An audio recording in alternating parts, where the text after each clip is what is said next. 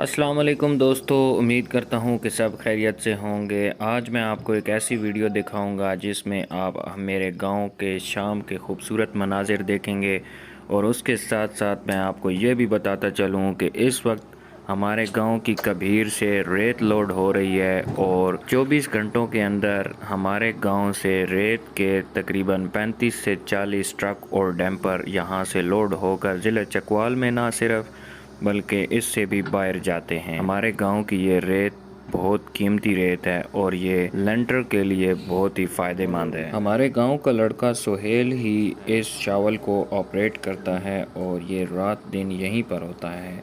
इसका घर भी बिल्कुल करीब में ही है।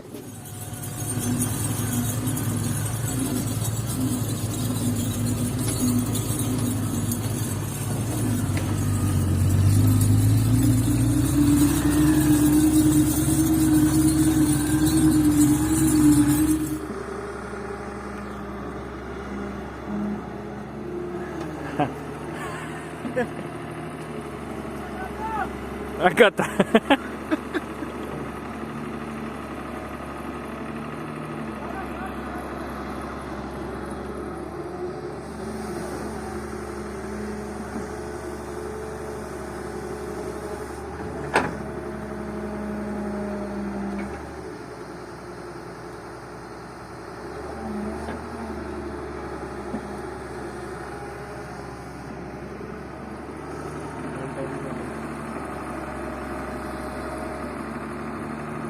बाकी पता वीडियो मेरा सिर पे आना होवे।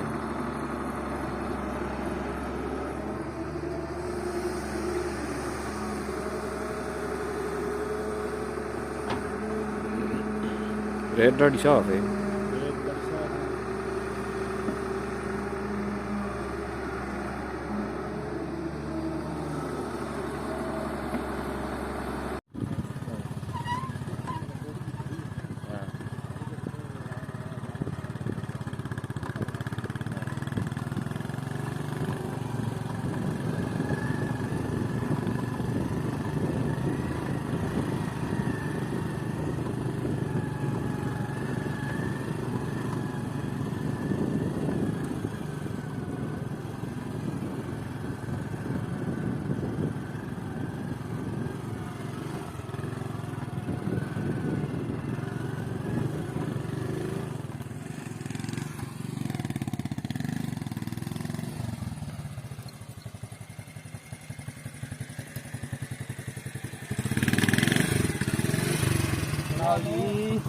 वीडियो बनावना है यूट्यूब में। और सुनाओ अल्लाह ने देता और रात ही चेक वैसे खलार थोड़े सी ना ये रात की ठीक है। अभी 2 बजे नहीं 2:30 बजे आज गाड़ियां थोड़ियां नहीं अभी आएंगे नहीं।